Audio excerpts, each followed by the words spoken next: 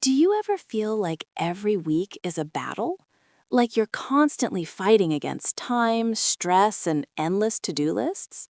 Like Monday comes around and you think, oh no, here we go again? I know that feeling so well, and I think most people do too. Hello, everyone. My name is Emily, and welcome to English Club Podcast. I'm so happy you're here with me today. Whether you're listening while you're commuting, doing chores, or just relaxing, thank you for spending this time with me. I was thinking about this topic this morning. I woke up and immediately felt that familiar weight on my shoulders, that feeling of, oh, it's Monday again. I have so much to do this week. And I started making a mental list of all the things I need to accomplish. Work deadlines, grocery shopping, cleaning the house, responding to emails, exercising, trying to eat healthy, keeping in touch with friends and family. The list just kept growing in my head. And I thought, wow, every week feels like this. Every single week there are challenges. Some weeks are easier than others, but there's always something difficult to deal with. Always something that tests our patience, our energy, our ability to cope. That's exactly what we're going to talk about today. We're going to discuss weekly challenges, those recurring difficulties that we face every single week, the problems that come up again and again, the obstacles that we have to navigate regularly. This is such an important topic because, well, life is full of challenges, right? And being able to talk about these challenges in English is incredibly valuable. You might need to explain to your boss while you're stressed. You might want to vent to a friend about a difficult week. You might need to ask for help when you're overwhelmed. So today, we're going to learn the vocabulary and phrases you need to talk about your weekly challenges naturally and clearly. Before we dive in, if you're enjoying this podcast, please like and subscribe to our channel for more English learning podcasts. It really helps us create more content for you. And if you find this episode helpful, share it with someone who might need it. We really appreciate your support. All right, let's get started. Let me begin by talking about vocabulary. When we discuss challenges and difficulties, there are some key words you need to know. First, the word challenge itself. A challenge is something difficult that requires effort to deal with. For example, getting up early every morning is a challenge for me, or managing my time effectively is a real challenge. We also use the word struggle. To struggle means to have difficulty doing something. For example, I struggle to stay focused when I have too many tasks, or she struggles with work-life balance. Another important word is obstacle. An obstacle is something that blocks your way or makes progress difficult. For example, lack of time is a major obstacle to exercising regularly. We use difficulty to talk about how hard something is. For example, I'm having difficulty managing all my responsibilities this week. The word stress is crucial. Stress is the feeling of being under too much mental or emotional pressure. For example, work deadlines are causing me a lot of stress this week. Another useful term is pressure. Pressure is the feeling that you must do something or that demands are being made on you. For example, I'm under a lot of pressure at work right now. We use cope when talking about dealing with difficulties. To cope means to deal with something difficult successfully. For example, how do you cope with stress? Or, I'm finding it hard to cope this week. The phrase deal with is very common. It means to handle or manage something. For example, I have to deal with a difficult client this week. We say face when talking about confronting challenges. For example, what challenges do you face every week?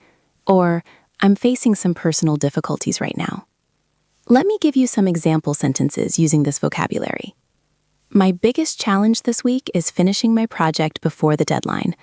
I'm struggling to find time for everything I need to do. Financial problems are a constant obstacle to my goals.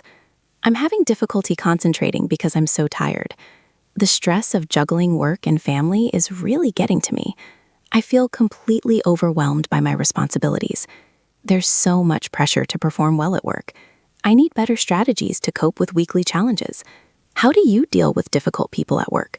What's the biggest challenge you're facing right now? See how these words work together? They help us express our difficulties clearly. Now, let me share some personal stories about my own weekly challenges. I think this will help you see how these concepts work in real life. One of my biggest weekly challenges is time management. Every single week, I feel like there aren't enough hours in the day. I wake up with good intentions. I think, today I'm going to be productive, I'm going to get everything done. But then the day starts and things don't go according to plan. Let me give you a specific example. Last Monday, I had planned to record 3 podcast episodes, respond to all my emails, and prepare content for the week. That was my plan. Sounds reasonable, right? But here's what actually happened. I started recording the first podcast, and my neighbor started doing construction work. Loud drilling and hammering. I couldn't record anything, so I had to wait. That took 2 hours out of my day. Then I started responding to emails, and I realized one email required much more work than I expected. I had to research information, write a detailed response, and attach several documents. What I thought would take 10 minutes took an hour and a half. By lunchtime, I was already behind schedule, and I felt that familiar stress building up, that feeling of, oh no, I'm not going to finish everything. This is a challenge I face almost every week, the challenge of unrealistic expectations. I plan too much, I underestimate how long things take, and then I feel stressed when I can't complete everything. Can you relate to this? Do you ever plan your week and then find that reality is very different from your plan? Another weekly challenge I face is maintaining healthy habits. Every Sunday, I tell myself, this week I'm going to eat healthy. I'm going to exercise every day. I'm going to get 8 hours of sleep. I'm going to drink enough water. And maybe Monday and Tuesday go well. I eat salads, I go for a run, I feel great. But then Wednesday comes. I'm tired from work. I don't feel like cooking. So I order takeout. It's not healthy, but it's convenient. And I justify it by saying, just this once, it's okay. Thursday, I'm even more tired. I skip my morning exercise because I want to sleep a little longer. I tell myself I'll exercise in the evening, but evening comes and I'm exhausted, so I skip it again. By Friday, my healthy habits are completely gone, and I feel guilty. I feel like I failed. Again. This cycle repeats almost every week. The challenge of consistency, the difficulty of maintaining good habits when life gets busy and tiring. Do you struggle with this too? Do you find it hard to stick to healthy habits throughout the week? Let me tell you about another challenge. Dealing with difficult people. This is something many of us face weekly, especially at work. I remember when I had a colleague who was very negative. Every Monday morning, she would complain about everything. The weather was too cold or too hot. The office was too noisy or too quiet. The work was too difficult or too boring. Nothing was ever right. And you know what? Her negativity was contagious. After talking to her for 5 minutes, I would feel drained. My energy would drop. My mood would become more negative too. This was a weekly challenge for me. How do I deal with her negativity without letting it affect me? How do I stay positive when someone around me is constantly negative? I tried different strategies. Sometimes I would avoid her. Sometimes I would try to change the subject to something positive. Sometimes I would just listen and then excuse myself. It took me a long time to find a balance, to be empathetic and kind to her because clearly she was unhappy, but also to protect my own mental state. Have you dealt with difficult people at work or in your life? How do you handle it? It's not easy, is it? Now let me talk about some common types of weekly challenges that many people face. Understanding these categories might help you identify and talk about your own challenges. One major category is work-related challenges. These are difficulties connected to your job. Maybe you have too much work and not enough time. Maybe you have a difficult boss or demanding clients. Maybe your job is stressful or unfulfilling. Maybe you struggle with work-life balance. For example, you might say, my biggest weekly challenge is managing my workload. I always have more tasks than I can complete. Or, dealing with last-minute requests from my manager is a constant challenge. Another category is time management challenges. This is about struggling to use your time effectively. Maybe you procrastinate. Maybe you're easily distracted. Maybe you don't know how to prioritize tasks. Maybe you say yes to too many things. You might say, I struggle with procrastination every week. I know what I need to do, but I keep putting it off. Or, finding time for everything is my biggest challenge. Health and wellness challenges are also common. This includes difficulties with exercise, eating well, getting enough sleep, managing stress, or dealing with health issues. For example, getting enough sleep is a weekly struggle for me. I always stay up too late. Or, I find it really difficult to exercise regularly because I'm always tired. Relationship challenges affect many people.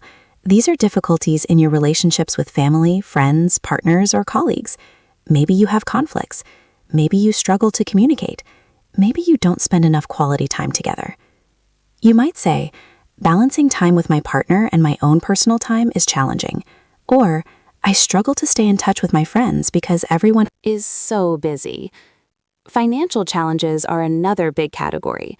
Money problems cause a lot of stress. Maybe you're struggling to make ends meet. Maybe you're trying to save money but find it difficult. Maybe you have debts to pay. For example, sticking to my budget every week is really hard. There are always unexpected expenses. Or managing my money is a constant source of stress. Personal growth challenges involve difficulties in developing yourself. Maybe you're trying to learn a new skill but struggling to find time or motivation. Maybe you're working on bad habits. Maybe you're trying to be more confident or organized. You might say, I'm trying to be more patient, but I struggle with this every week. Or, finding time for personal development is a real challenge when life is so busy. Household challenges are the daily or weekly tasks of managing a home. Cleaning, cooking, grocery shopping, laundry, repairs, organizing. These tasks never end. For example, keeping my house clean is a weekly battle. It gets messy so fast. Or meal planning and cooking healthy food every day is exhausting. Now, let me teach you some phrases for talking about your challenges. These are natural expressions that native speakers use. When describing a challenge, you can say, I'm struggling with. I'm having trouble with. I find it difficult to. I have a hard time with. It's challenging for me too. For example, I'm struggling with motivation this week. I'm having trouble focusing on my work. I find it difficult to say no to people. I have a hard time waking up early. It's challenging for me to manage stress. When talking about how a challenge affects you, you can say, this is really stressing me out. I'm feeling overwhelmed by. It's taking a toll on me. I'm at my wit's end with. I'm burned out from. For example, the constant deadlines are really stressing me out. I'm feeling overwhelmed by all my responsibilities. This lack of sleep is taking a toll on my health. I'm at my wit's end with this difficult client. I'm burned out from working so many hours. When expressing frustration about recurring challenges, you can say, this keeps happening every week. I deal with this week after week. It's the same problem over and over. This is a constant issue for me. I can't seem to overcome this. For example, I oversleep and feel rushed every single morning. This keeps happening every week. I deal with last-minute changes to my schedule week after week. I forget to meal prep on Sundays. It's the same problem over and over. Lack of time for exercise is a constant issue for me. I try to organize my desk, but I can't seem to keep it tidy. When talking about trying to cope, you can say, I'm trying to manage. I'm working on. I'm doing my best to handle. I'm attempting to deal with. I'm learning to cope with. For example, I'm trying to manage my time better. I'm working on being more patient. I'm doing my best to handle the stress. I'm attempting to deal with difficult situations more calmly. I'm learning to cope with uncertainty. Let me share more personal experiences to illustrate how these phrases work in real conversations. A few months ago, I was really struggling with work-life balance. I was working long hours and I wasn't making time for myself or my relationships. Every week felt the same. Wake up, work all day, feel exhausted, go to sleep. Repeat. I remember talking to a friend about it. I said, I'm really struggling with balance right now. Work is taking over my life. I'm feeling completely overwhelmed. I have no time for anything else. My friend asked, what's making it so difficult? I explained, Well, I keep saying yes to new projects. I find it hard to say no, and then I have too much work. I'm trying to manage everything, but honestly, I'm at my wit's end. She suggested, maybe you need to set boundaries, learn to say no sometimes. I replied, you're right, I'm working on that, but it's challenging for me because I don't want to let people down. See how I use those phrases naturally in conversation? That's how you can talk about your challenges too. Let me tell you about a specific weekly challenge I face. Every Sunday evening, I experience what many people call the Sunday scaries. Do you know this term? The Sunday scaries is that anxious feeling you get on Sunday night when you think about the upcoming week. I start thinking about Monday, about all the things I need to do, about the meetings I have, about the deadlines approaching, and I feel this heaviness in my chest, this anxiety. For a long time, I didn't know how to cope with this feeling. It would ruin my Sunday evenings. I couldn't relax because I was too worried about Monday. I tried different things. Some weeks, I would try to ignore the feeling. I would distract myself with TV or social media, but that didn't really help. The anxiety was still there, just pushed to the background. Other weeks, I would try to prepare for Monday. I would plan my week, organize my tasks, get everything ready. Sometimes this helped, but sometimes it made the anxiety worse because I would realize just how much I had to do. Eventually, I learned some strategies that help. Now on Sunday evenings, I do a few things. First, I acknowledge the feeling. I say to myself, yes, I feel anxious about the week. That's okay. That's normal. Just acknowledging it helps somehow. Then I do something relaxing. Maybe I take a bath. Maybe I read a book. Maybe I go for a walk. Something that calms my mind. And I remind myself that I've gotten through every previous week. Monday will come and I'll handle it. I always do. This is still a challenge for me. The Sunday scaries haven't completely gone away, but I'm learning to cope with them better. I'm managing them instead of letting them manage me. Can you relate to this? Do you ever feel anxious on Sunday evenings about the week ahead? Now, let me talk about another common weekly challenge, decision fatigue. This is when you have to make so many decisions that you become mentally exhausted. Think about it. From the moment you wake up, you're making decisions. What should I wear? What should I eat for breakfast? Should I check my email now or later? Which task should I do first? Should I respond to this message now or wait? By the end of the day, you've made hundreds of small decisions, and all these decisions are tiring. This is why at the end of a long day, you might struggle to decide what to eat for dinner. You're experiencing decision fatigue.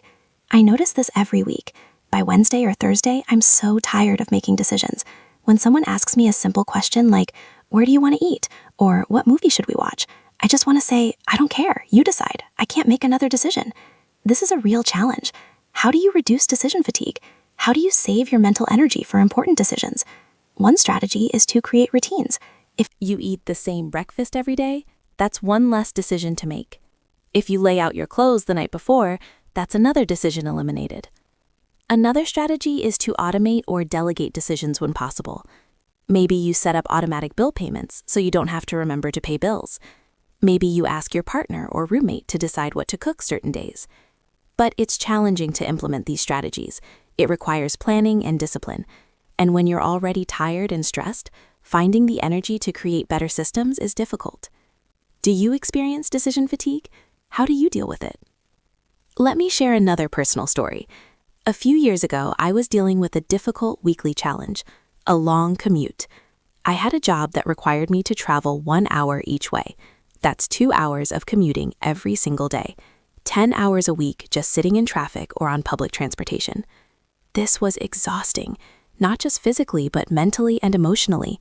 I would wake up early, commute for an hour, work all day, commute another hour home, and by the time I got home, I was drained. I had no energy for anything else. The commute was affecting my health. I wasn't exercising because I was too tired. I was eating poorly because I didn't have time to cook. I was sleeping less because I had to wake up so early. It was also affecting my relationships. By the time I got home, I was too exhausted to have quality time with my partner. On weekends, I was so tired from the week that I just wanted to rest. This was a serious challenge, and it was happening every single week after week after week. I tried different coping strategies. I tried using the commute time productively. I listened to podcasts and audiobooks. I learned some things, which was good, but it didn't solve the fundamental problem of the time and energy drain. I tried leaving earlier to avoid traffic. This helped a little, but not much. Eventually, I realized the only real solution was to change the situation. I needed a different job, one closer to home, or I needed to move closer to work. This was a difficult decision. Changing jobs is scary. Moving is expensive and disruptive.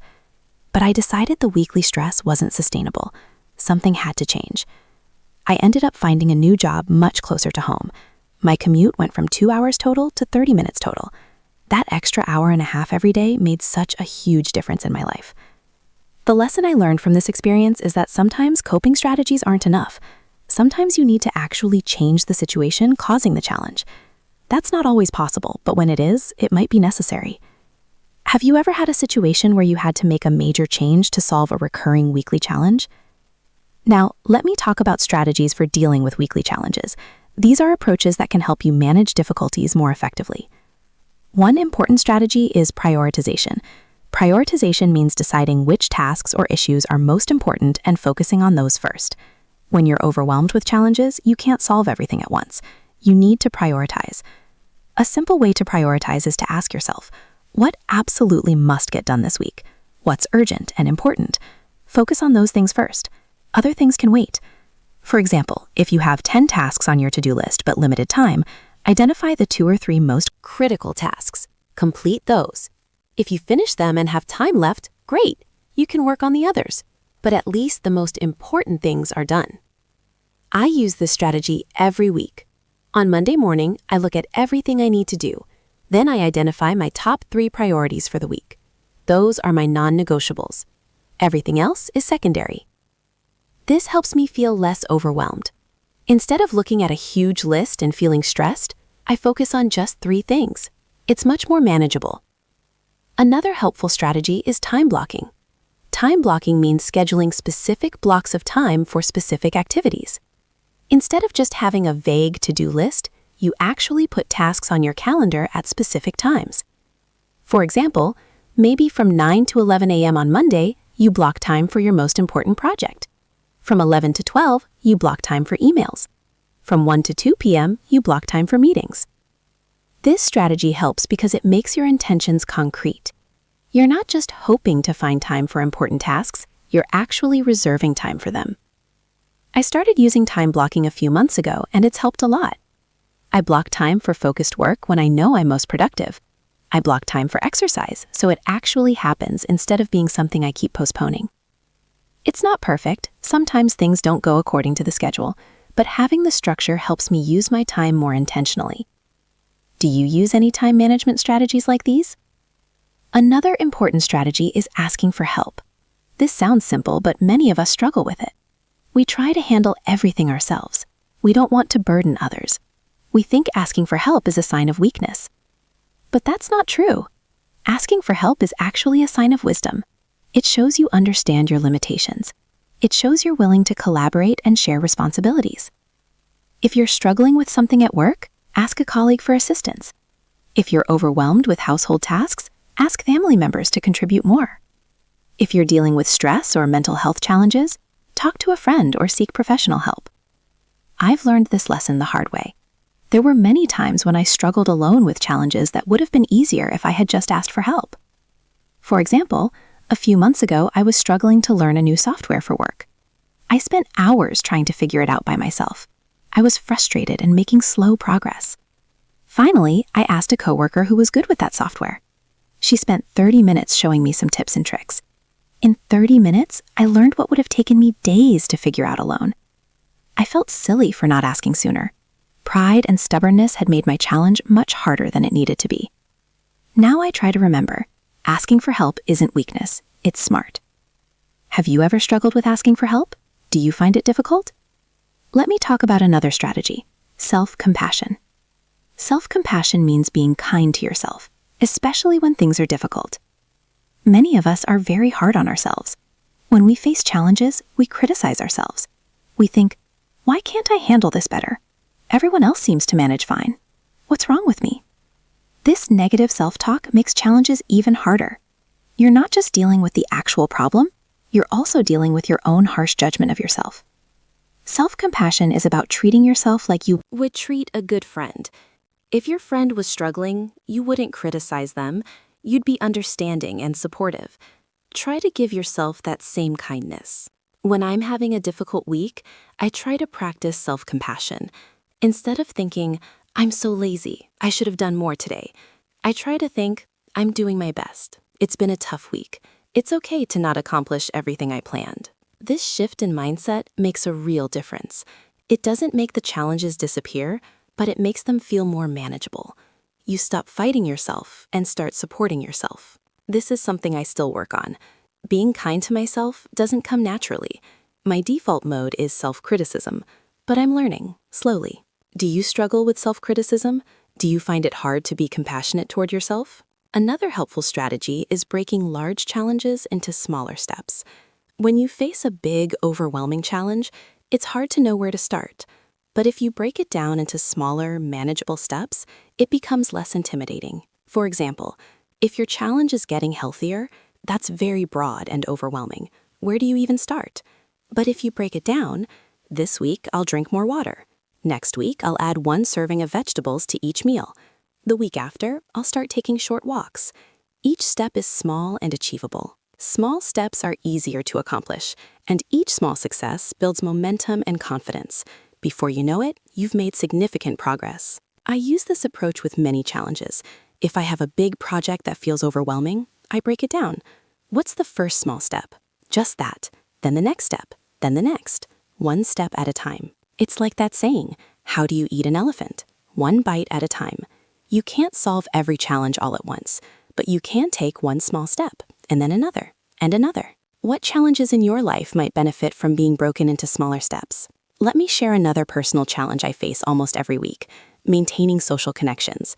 In our busy modern lives, it's so easy to lose touch with people. I have friends I care about deeply, but weeks go by without us talking. Everyone is so busy, life gets in the way, and before you know it, months have passed. Every week I think, I should call my friend Sarah, I should text my cousin, I should email my old colleague. But then the week gets busy, and I don't do it, and I feel guilty. This is a challenge because maintaining relationships requires effort and time, and when you're already stretched thin with work and responsibilities, finding that extra energy is hard. I've tried different strategies. I've set reminders on my phone to contact certain people. Sometimes that works. Other times I dismiss the reminder thinking, I'll do it later, and then I forget. I've tried scheduling regular calls with certain friends, like every Tuesday at 7, I call my friend Lisa. This works better because it's a commitment. It's on the calendar, but it's still challenging. Sometimes I'm tired on Tuesday and I don't really feel like talking, but I do it anyway because I know the friendship is important. Relationships are like plants. They need regular care and attention. If you neglect them, they wither. This is a lesson I'm constantly relearning. Do you struggle with this too? Do you find it hard to maintain friendships when life is busy? Now let me talk about the challenge of comparison. In our age of social media, it's so easy to compare ourselves to others, and this comparison can make our challenges feel even worse. You're struggling with something, and then you look at social media. Everyone else seems to have it all together. Their lives look perfect. They're successful, happy, organized, healthy. And you think, why can't I be like that? What am I doing wrong? But here's the truth. Social media shows highlights, not reality. People share their successes, not their struggles. They show the good moments, not the difficult ones. Everyone faces weekly challenges. Everyone struggles, but you don't see that on social media. So you end up comparing your messy, difficult reality to other people's carefully curated highlights. It's not a fair comparison. I've fallen into this trap many times. I'll be having a difficult week, feeling overwhelmed and stressed. Then I scroll through social media and see people who seem to have perfect lives, and I feel even worse. I've learned to be more aware of this pattern. When I notice myself comparing, I try to stop. I remind myself, what I'm seeing isn't the whole picture. Everyone has challenges, even if they don't post about them. Sometimes I take breaks from social media when I'm feeling particularly vulnerable. A few days away from the constant stream of other people's highlights can be really refreshing. Do you ever feel worse about your own challenges after looking at social media? How do you deal with that? Let me talk about another important aspect of weekly challenges, the importance of rest and recovery.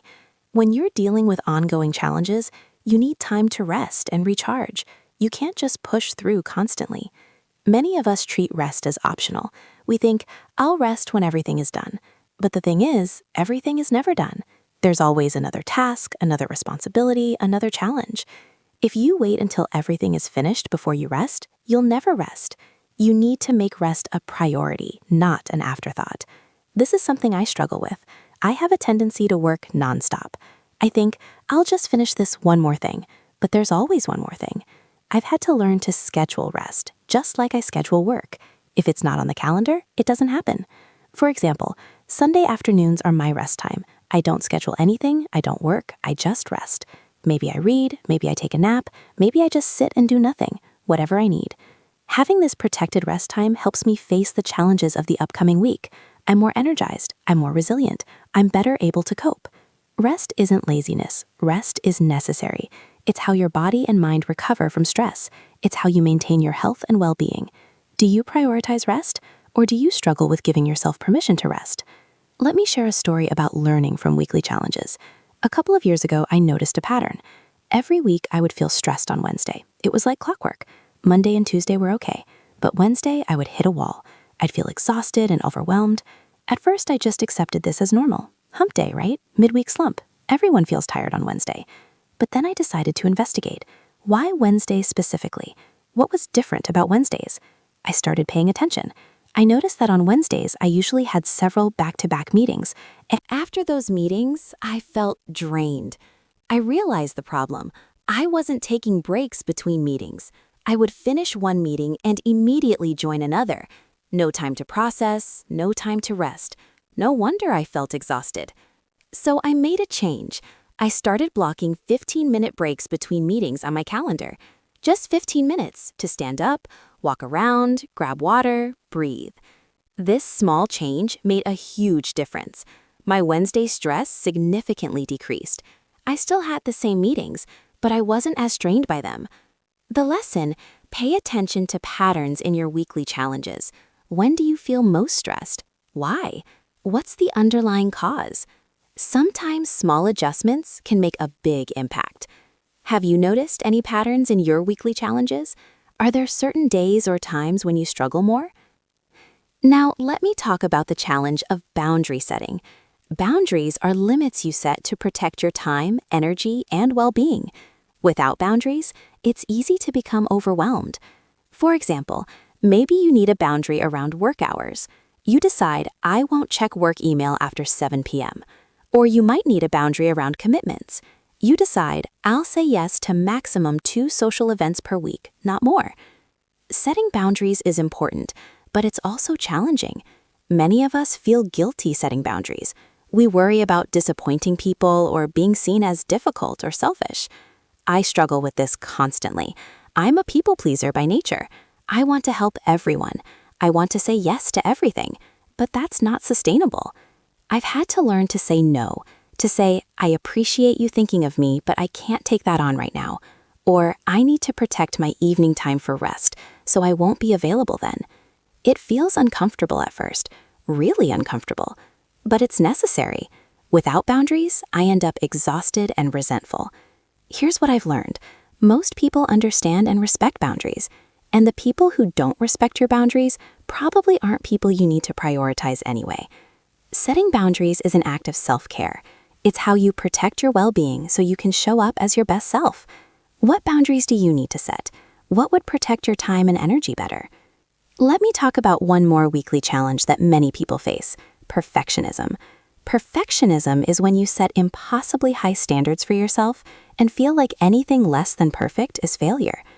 Perfectionists struggle every week because nothing ever meets their standards. The work is never quite good enough. The house is never clean enough. They themselves are never doing enough. This is exhausting. Perfectionism creates constant dissatisfaction and stress. You can never relax because you're always falling short of impossible standards. I have perfectionist tendencies. I want things to be perfect. I want to do everything excellently. But I've learned this isn't realistic or healthy. I'm working on embracing good enough. Not everything has to be perfect. Sometimes good enough is actually good enough. For example, I used to spend hours trying to make every podcast episode absolutely perfect. I would re-record sections many times, trying to get them exactly right. This was stressful and time-consuming. Now I aim for good enough. Is the content valuable? Is it clear? Is it helpful? If yes, then it's good enough. It doesn't have to be perfect. This shift has reduced my stress significantly. Lightly. I get more done because I'm not stuck in perfectionist paralysis. And you know what? No one else notices or cares about the tiny imperfections I used to obsess over. Done is better than perfect. This is something I have to remind myself of constantly. Are you a perfectionist? How does it affect your weekly experience? As we start to wrap up this conversation, I want to share some final thoughts about weekly challenges. First, challenges are normal. Everyone faces them. If you're struggling with something, you're not alone. You're not uniquely flawed or incapable. You're human. Life is challenging sometimes. That's just how it is. Second, challenges can be opportunities for growth. I know that sounds cliché. When you're in the middle of a difficult situation, the last thing you want to hear is, "It's a growth opportunity." But it's true. Challenges teach us. They help us develop resilience, problem-solving skills, and self-awareness. Third, you're stronger than you think. You've gotten through every difficult week in your past, every single one, even the weeks that felt impossible at the time. You made it through, and you'll make it through the challenging weeks ahead too. Fourth, it's okay to ask for help. You don't have to handle everything alone. Reaching out for support is a sign of strength, not weakness. Fifth, be kind to yourself. You're doing the best you can. That's enough. You're enough. And finally, remember that this too shall pass. Difficult weeks don't last forever. Things change. Situations improve. You adapt. You learn. You grow. I hope today's conversation has helped you think about your own weekly challenges in a new way. I hope it's given you some language to express your difficulties, and I hope it's reminded you that you're not alone in your struggles. Remember, talking about challenges is important. It helps you process them. It helps you connect with others who understand. It helps you find solutions. Don't suffer in silence. Share your struggles. Ask for support. You deserve it. I'd love to hear from you. What are your biggest weekly challenges? What difficulties do you face every week? How do you cope with them? Leave a comment below and practice talking about your challenges in English. I read all the comments, and I'd love to hear your stories. And please, like and subscribe to English Club for more English learning podcasts. Thank you so much for listening today. I know this was a long episode, but I hope you found it valuable and relatable. Keep practicing your English. Keep facing your challenges with courage. Keep learning and growing. And remember, you're stronger than your challenges. You've got this. Thank you again for being here with me today. Take care of yourself, be gentle with yourself, and I'll see you in the next episode. Goodbye, everyone.